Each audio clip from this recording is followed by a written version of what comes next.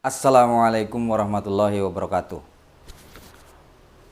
Tidak sedikit calon pengusaha yang berpendapat bahwa untuk membuka usaha diantaranya ada kebutuhan untuk menyewa ruko ataupun kios. Nah, tapi faktanya sebelum mereka melangkah menentukan untuk perlukah saya sewa kios, tidak sedikit juga yang berpikir bahwa aduh nanti saya takut rugi, nanti aduh bagaimana cara bayar bulanannya, aduh bagaimana, nah dan aduh-aduh lainnya. Nah, pada kesempatan pagi ini aku mau mereaksi salah satu pertanyaan teman saya yang mungkin nantinya bisa bermanfaat juga bagi yang lain yang memiliki masalah serupa, keraguan dalam mengambil keputusan harus sewa ruko atau tidak. Ya, biar ada gambaran saya baca pertanyaannya dari Pak Anto ini. Saya pernah berpikir untuk membuka kios dengan cara menyewa tempat, tapi saya masih sering dihantui kekhawatiran akan potensi kerugian. Apakah Pak Umbul memulai bisnis pernah di posisi seperti ini? Saya mohon saran juga dari Pak Umbul. Baiklah.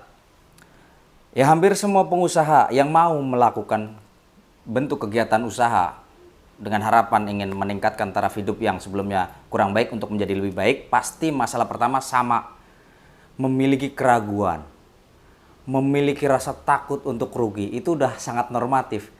Nah, di sini sebenarnya lemahnya kepercayaan diri. Nah, lemahnya kepercayaan diri erat kaitannya dengan apa sih motivasimu mau jadi pengusaha atau berbisnis.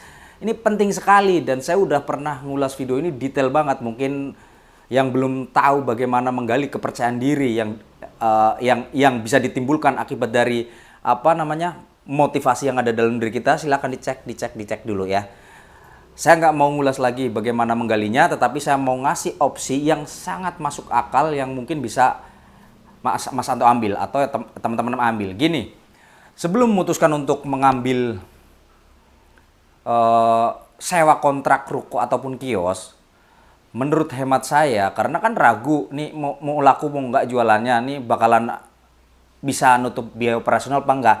Langkah yang pertama adalah kenapa nggak memulai dari manfaat digital marketing atau ya sounding by teknologi yang sekarang ada di sekeliling kita. Ada WhatsApp, ada Instagram, ada TikTok, ada YouTube, dan banyak ragam platform lainnya yang memberikan fasilitas kepada kita untuk berkreativitas memasarkan informasi, produk, ataupun jasa yang bisa kita gunakan sebelum mengambil resiko tadi.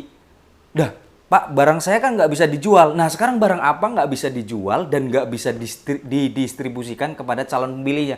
Hampir nggak ada. Bahkan tahun 2008 lalu, seorang affiliate marketing dari Indonesia ini udah bisa jualan kuda. Kudanya ada di Amerika, dijualnya nggak tahu di mana. Artinya semua bentuk produk sebenarnya bisa dijual melalui media online. Apapun bentuknya, bisa melalui website, blog, tadi TikTok, Instagram, YouTube, apapun. Jadi sebelum kalian putuskan untuk sewa ruko atau kios karena masih takut, mental calon pengusahanya ini belum kuat, untuk meminimalisir hal itu, cobalah gunakan platform-platform tadi untuk memarketingkan produk atau jasamu. Nah, kalau produknya misalnya rumit, nggak ada rumitnya sebenarnya. Bahkan bonsai aja dari Bali bisa dikirim ke luar pulau kemana aja. Tinggal tekniknya bagaimana. Nah, itu kan seiring berjalan waktu nanti ada evaluasi. Oh, ternyata kalau bonsai dikirim dengan ke luar pulau, apa treatment yang harus dilakukan? Itu berjalan, nanti pelan-pelan dapat pengalaman yang meminimalisir juga resiko gitu. Tapi kalau nggak melangkah, hanya berpikir saya mau jadi pengusaha, saya akan bikin kios, serta-merta diputuskan, gue nggak perlu jualan online dulu karena di sini tempatnya ramai. Kamu terlalu percaya diri kalau begitu. Bayangin duitmu 1 miliar, kamu bikin taruhlah butik gitu ya, taruh di tempat yang paling ramai. Siapa yang mau beli? Ya tahu itu butik, sebulan 1 orang datang, akhirnya beban biaya operasional nggak bakal ketutup. Karyawan 3, listrik tinggi, nggak ada pembelian, akhirnya boncos kan. Boncos lah, modalnya gede, terus marketingnya cuma ditempel di pinggir jalan. Aduh, kalau menurut saya sebelum Mas Anto mengambil keputusan untuk sewa ruko atau tidak, cobalah dievaluasi apakah existing produk yang sekarang udah dilakukan penjualan, respon pasarnya seperti apa. Paling tidak punya gambaran lah, oh saya mendapatkan pendapatan dari jualan ini sebelum saya memutuskan untuk ambil ruko, udah ada lah.